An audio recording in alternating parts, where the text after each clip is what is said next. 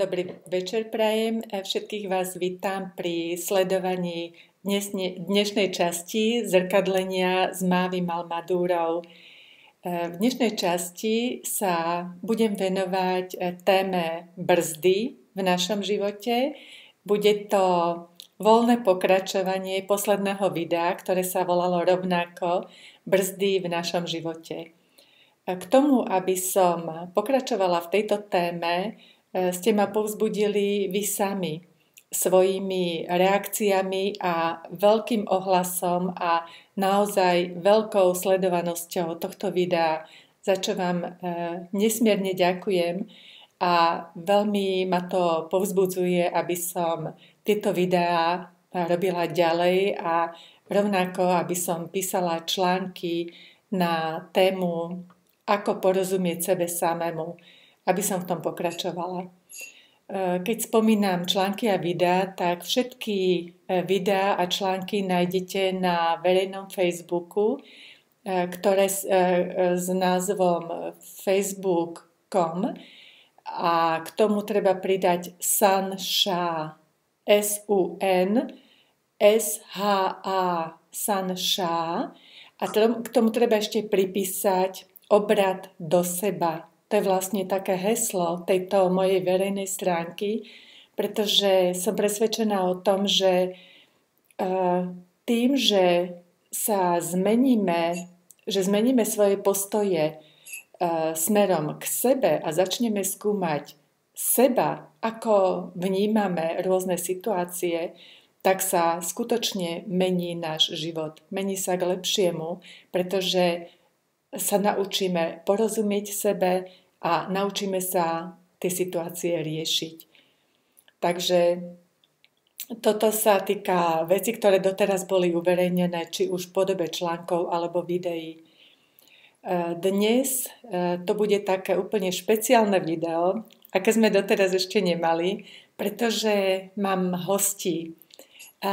Jednou z týchto hostí je Janka a druhá je Ľudská. Vítajte, dievčatá. Ďakujeme. Chcem povedať, že dopredu nemáme vôbec nič dohodnuté a ja vôbec netuším, či dokážem odpovedať na otázky, ktoré mi dievčatá položia, ale ani nie je mojou ambíciou hviezdiť a vedieť odpovede na všetko. To naozaj nie. To, o čo mi ide v celej tejto práci, vo všetkých videách, vo všetkých článkoch, je to, aby ste si všimli, aký postoj k danej veci zaujmete. Pretože si myslím, že veci, ktoré sú vonku, ktoré sa už stali, nevieme ovplyvniť, lebo tie sa už stali. Ale viem ovplyvniť svoj postoj k danej situácii. Čiže to, že som si tú situáciu vytvorila, o tom nikto, možno okrem obetí, nepochybuje. To znamená, vytvorili sme si danú situáciu, ona sa manifestovala v realite, v našej realite, a ak nás teda niekto okolo nás rozčuluje, buď svojim správaním, napríklad aroganciou, tak už vieme, že toto je len odraz, že tento človek nám odzrkadľuje našu vlastnú aroganciu, ktorá sa nám na sebe nepáči. Čiže v podstate je pre nás veľmi, veľmi užitočný. Takže toto je základný princíp zrkadlenia, ktorý spomínam všade, pretože naozaj toto zrkadlenie takto funguje na princípe odrazu. A ešte k tomu sa pridáva zákon príťažlivosti, vesmírny zákon príťažlivosti, ktorému sa neustále venuje Esther Hicks. A tento zákon príťažlivosti nám priťahne do života presne to, čo máme v sebe. Čiže presne to, čo v sebe potrebujeme riešiť a liečiť. Takže dávam slovo dievčatám, nech sa páči. Ak máte nejaké otázky, z akejkoľvek oblasti. Tak ja by som sa chcela opýtať, že vlastne človek si tak vedome naplánuje napríklad nejaký plán na rok, profesijný trebárs, alebo tak, a vlastne zistí, že zrazu tie veci nejdú, že sú ako keby zablokované, že stoja, že tam je istý odpor, pritom vedome ten človek chce, aby sa to pohlo, aby sa tá profesijná situácia alebo akákoľvek naplánovaná pohla. Áno. Že ako vlastne tento odpor alebo toto vákuum dať preč, aby to plynutie znova začalo naberať na sile. Aby znova to naskočilo. Toto je vlastne, k tomuto potrebujeme vedieť to, že máme dve mysle. A to máme myseľ vedomú a myseľ podvedomú. A táto vedomá myseľ, tá riadi náš život, ale iba na 5%. Čiže to, čo si vedome naplánovala, toto ovplyvňuje tvoj život iba na 5%. Je to veľmi dôležité, lebo bez toho, aby si naplánovala, sa nepohneš ďalej. Takže urobila si dobre, že si to naplánovala. Lenže okrem vedomej mysle máme ešte aj myseľ podvedomú. To znamená, že je pod naším vedomím. Nevidíme ju priamo. Je pod vedomím alebo je nedostupná našej vedomej mysli. A táto podvedomá myseľ ovplyvňuje náš život až na 95%. A týchto 95% vlastne to sú, v tejto podvedomej mysli sú podvedomé programy, ktoré boli, 90% z týchto programov bolo zapísaných do nášho podvedomia od prenatálneho obdobia do 7 rokov nášho života. To znamená, že my žijeme už ako dospeláci s programami, 90% programov je takých, niečo vám tam asi padlo, 90% našich programov je takých, ktoré tam vložili iní. A tí iní to boli ľudia, ktorí žili s nami od 0 do tých 7 rokov. Vie si to predstaviť, že máme vlastne v sebe programy, ktoré určujú z 95% náš život a my netušíme, aké to sú programy.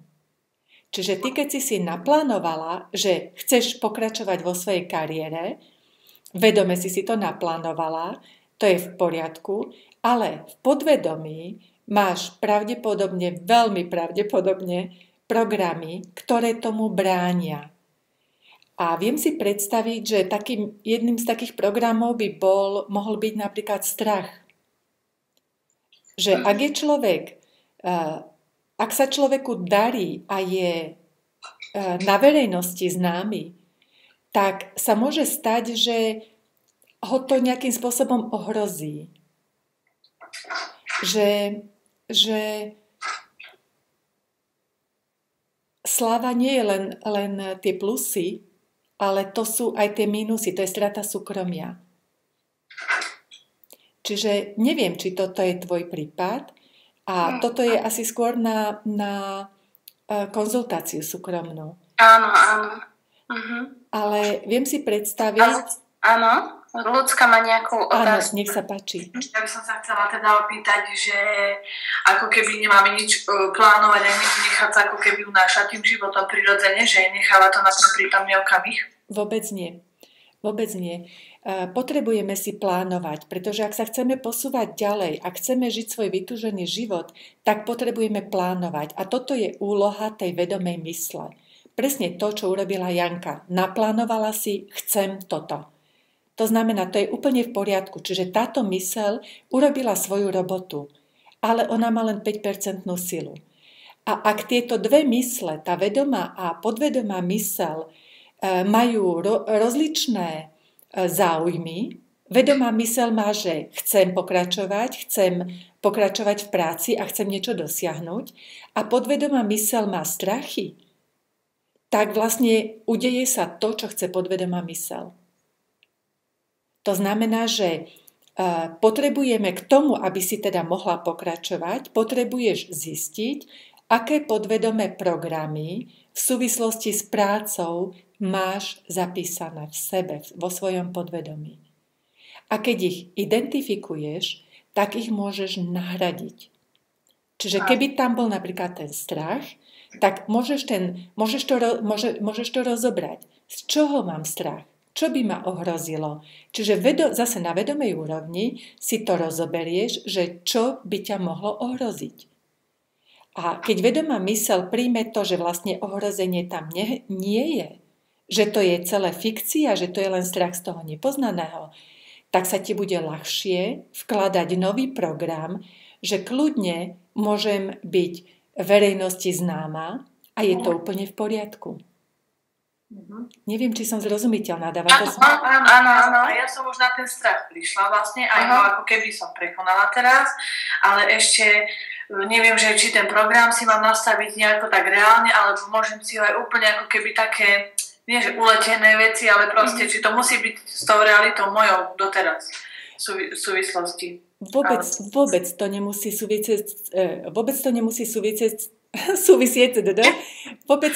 súvisieť s tvojou realitou, vôbec sa nemusíš držať pri zemi, ale ty si naplánuješ čokoľvek. Áno, to myslím, že či už ako keby začínam od znova, že, lebo ja to cítim, že hej, že nemusím sa držať tých starých vzorcov, ale ako keby môžem zrazu všetko. Môžeš, presne, ty môžeš naozaj všetko, čiže v tej vedomej mysli ty si naplánuješ, čo to všetko pre teba znamená. Ja neviem, ak máš chuť povedať, že čo tam napríklad patrí, tak povedz. No, taký život bez strachu a hlavne to je to, že úplne taký pokoj. Hlavne, aby som mala v živote. Tak to je úplne nádhera. To je úplne nádhera a je to ľahko dosiahnuteľné, pretože mne už sa to väčšinou darí. No super, tak to je úžasné. To je úžasné. Čiže vôbec sa vedomou myslou si môžeš naplánovať čokoľvek. Rodinný dom pri mori, cestovanie každý druhý mesiac, proste čokoľvek. Ale ak sa ti to nedarí realizovať, tak sa treba pozrieť, že v podvedomí asi bude mať nejaký program, ktorý mi v tom bráni. To je v podvedomí. A teraz, ako sa naučím dešifrovať, že čo to teda v tom podvedomí je, aká je to brzda, ktorá ma brzdí v tom, aby som dosiahla tie svoje ciele. No a k tomuto je ten geniálny, najgeniálnejší nástroj zrkadlenie. Pretože my to, akých ľudí okolo seba máme, to je odrazom nášho vlastného vnútra. To znamená, že ja sa dozvedám o svojich podvedomých programoch prostredníctvom iných ľudí. Preto tí iní ľudia v mojom živote sú mimoriadne dôležití. Bez nich ja by som sa nedokázala spoznať. Presne, to som tiež zistila za poslednom dobie. Úžasné. Zmenila aj ľudí okolo seba, všetkých. Áno. Aj sa život zlepšil, ale vidím, že aj tí ľudia proste riešia to, čo ja. Úplne sa menia všetci pozitívnejšie a je to krásne, neviem to ani popísať, ale fakt je to ako keby vidno aj na tých ľuďoch okolo mňa, že aj ja sa cítim lepšie. Že ste ako keby na rovnakej vlne. Áno, to je úplne presne to, že ak ty si niečo zmenila vo svojom vnútri, tak už nemôže zostať s tými ľuďmi, ktorí ti vyhovovali predtým. Kým si bola stará ľudská so starými postojmi, so starými programami, tak ti vyhovovali iní ľudia. A keď si tie postoje v sebe zmenila, tie programy, keď si v sebe zmenila, tak už je automatické, že tí istí ľudia ti nemôžu vyhovovať. Tak ti budú vyhovovať iní ľudia. To znamená, že tí ľudia ti odídu zo života, alebo už odišli, alebo ešte je možné aj iné. Ešte je možné aj to, že tie ľudia tiež na sebe začnú pracovať, že ich motivuješ. Aj s tým som sa stretla, presne. Úžasné, veľmi sa teším. To znamená, že vždy je to len k dobru tvojmu. A keď niekoho naštartuješ, tak pomáhaš aj tomu človeku, ale pomáhaš mu cez seba. Ty nejdeš vychovávať nikoho, ale tým, že ty sa zmeníš a ten druhý ti povie, že čo so sebou robíš, niečo nejaká si iná. A ja to chcem. No my sme sa ešte osobne nikdy nevideli, ale je to úžasné, ako rezonujeme. Super. Je to perfektné, ale fakt mi je ľúdio, že ty si nejaká iná, ale ja im hovorím, že nie proste, že to som konečne ja, lebo konečne som začala spoznávať samu seba a nebojím sa robiť také rozhodnutia, čo sa aj druhým nepáčia. Že ako keby už sa riadím tým, čo mne hovorí moje vnútro viac. Úplne geniálne, pretože toto je tá cesta. Keď každý z nás je úplne unikátny, geniálny, jedinečný. A vlastne, ak sa chceme niekomu podobať alebo niekomu prispôsobovať, tak to nie je ani ryba, ani rak. Tak je to niečo, o čo nikto nemá záujem, ani my sami. Ani nám samým sa vtedy nechce byť so sebou, keď nie sme samými sebou. Čiže to najlepšie, čo môžeme urobiť pre seba a cez seba aj pre ostatných je byť samými sebou. To je absolútne najlepšie, lebo vtedy nám je dobre. Vtedy riešime situácie, ktoré sú naše. A keď ja riešim všetky situácie, ktoré sú naše, vieme riešiť. My nedokážeme riešiť len tie situácie, ktoré sme implementovali, ktoré sme prevzali od niekoho iného. A zrazu je to aj všetko také jednoduchšie. A ten život že zrazu veď o nič nejde, ako keby. Áno, a je to tak? Naozaj o nič nejde. Naozaj o nič nejde. Treba sa ako keby tešiť z toho života, nie tam hľadať tie problémy druhých ľudí, lebo život je krásny. Áno. A keď človek hľadá problémy druhých ľudí, tak ja to vnímam ako únik od seba. Pretože ak sa niekto zaoberá problémom niekoho ďalšieho, tak väčšinou je to o tom, že potrebuje sám sebe dokázať, že ja na tom nie som až tak zle ako ten druhý. A keď sa zaoberám tým druhým, tak to ma nebolí. Ale keď sa začnem zaoberať sama sebou, tak niekedy je to bolestivé. A to bolestivé na tom je to, že ako som to so sebou doteraz mohla robiť. S týmto sa stretávam najčastejšie u seba, že zistím, že ako som to mohla so sebou robiť, prečo som si takto celý život ubližovala, ako som to mohla dopustiť. Lebo sa bojíme toho a popri tom to není ani, nikdy to nebude také zlé, ako keby, ako to čakáme. Lebo bojíme sa toho nepoznaného, ale keď človek dokáže robiť ten krok, tak zistí, že to není až také zložité, ako si myslel. Áno, presne. Úplne presne.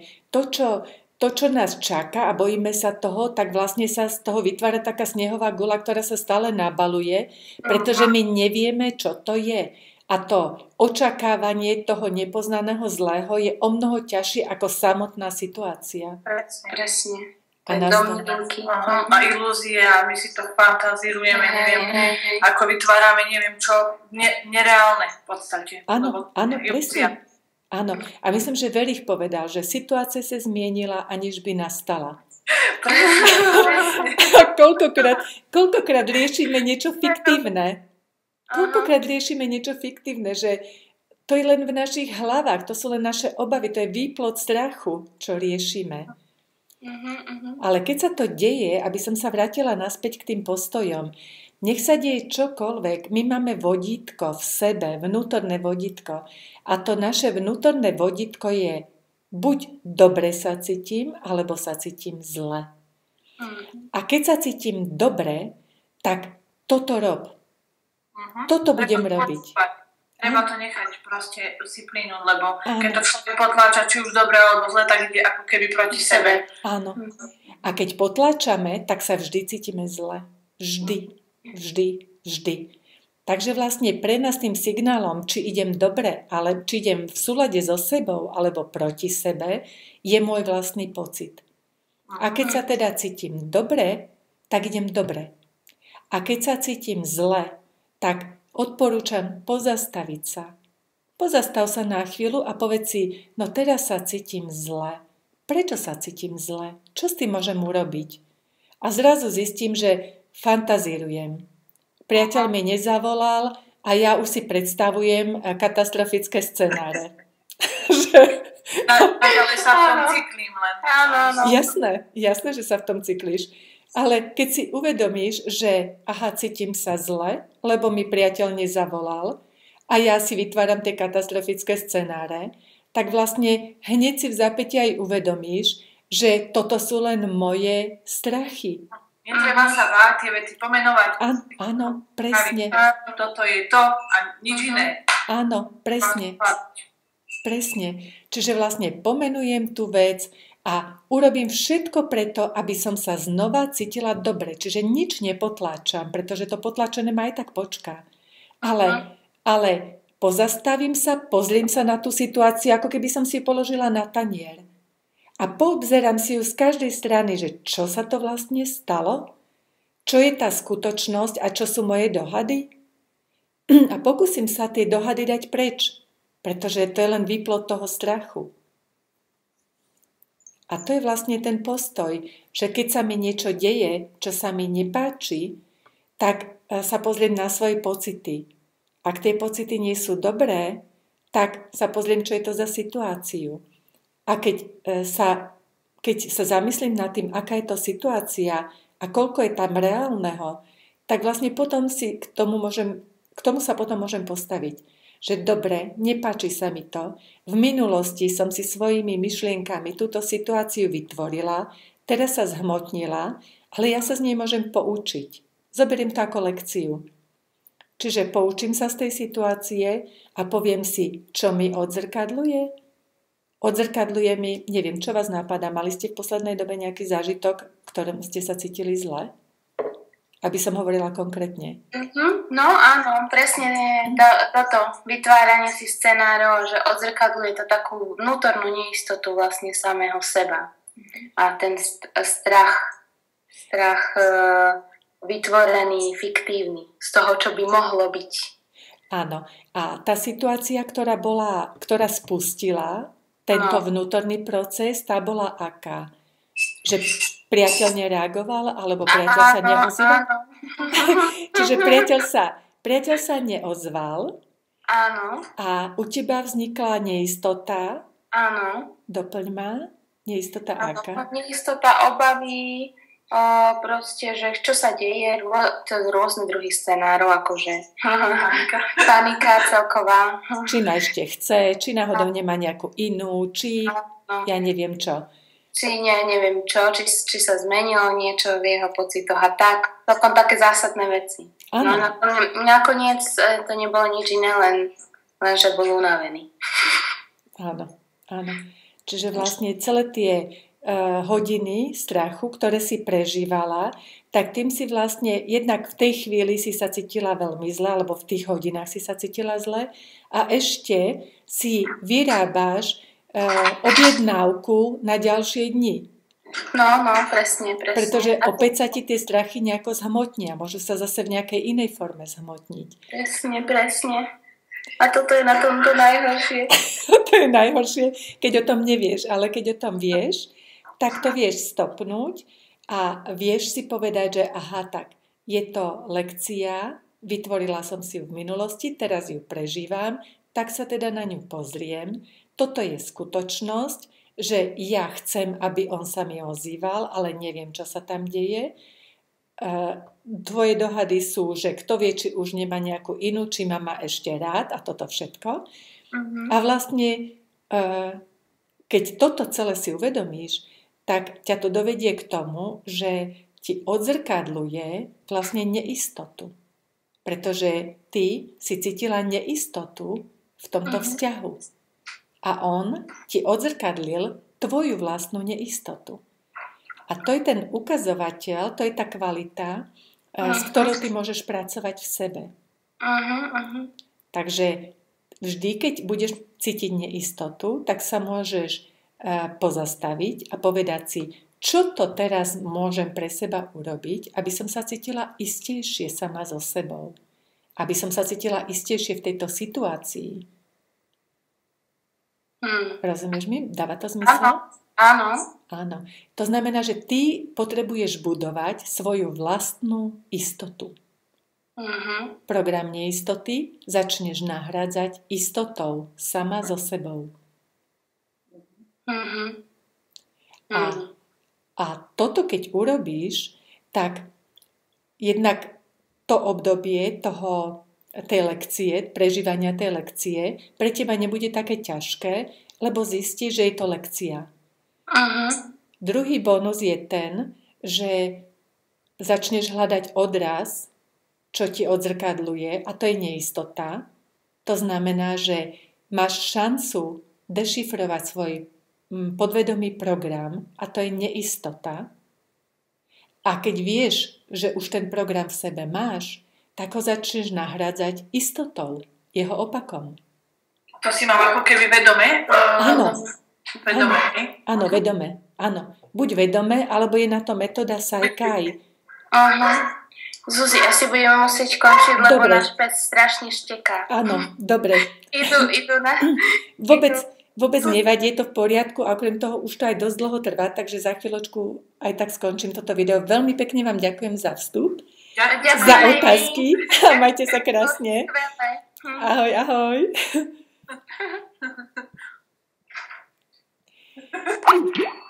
Takže ďakujem veľmi pekne dievčatám za ich otázky. Naozaj nebolo dopredu nič dohodnuté, ako ste videli. Možno to znelo trošku chaoticky, ale naozaj ide o naše postoje a o to, ako dokážeme zužitkovať situáciu, ktorú sme si v minulosti vytvorili. Ak ju teda dokážeme zužitkovať, tak vyliečíme v sebe tú časť, ktorá potrebovala na seba upútať pozornosť, a v budúcnosti sa to prejaví tak, že už tieto situácie nebudeme potrebovať prežívať, nebudeme si ich priťahovať do svojho života. Takže tým by som vlastne ukončila dnešnú časť brzd. Myslím si, že o brzdách ešte budem hovoriť aj v ďalších častiach, lebo tých brzd je neúrekom vo všetkých možných oblastiach nášho života. Chcela by som vás poprosiť, aby ste šírili tieto videá a články ďalej medzi svojich známych všetkým, ktorým by mohli pomôcť v zmene postojov k situáciám, ktoré si vytvorili. Týmto, že čím nás bude viacej, tým ľahšie sa nám bude žiť, pretože ľahšie nájdeme ľudí, s ktorými sa dokážeme porozprávať, a celé to bude jednoduchšie a ľahšie. Takže toto mi ešte dievčatá píšu na Skype, takže to tu píšti, prepáčte. Ak by ste mali záujem sa pýtať, tak ako sa pýtali teraz dievčatá, nech sa páči, kľudne mi napíšte a dohodneme sa. Môj mail je zuzanamir@gmail.com. Mir je s mäkkým i ako prvá časť slova mirroring, zrkadlenie, čiže zuzanamir@gmail.com. To je všetko. Veľmi pekne vám ďakujem za pozornosť a prajem vám, aby vám tieto videá prinášali pomoc vo vašich každodenných situáciách. Majte sa krásne.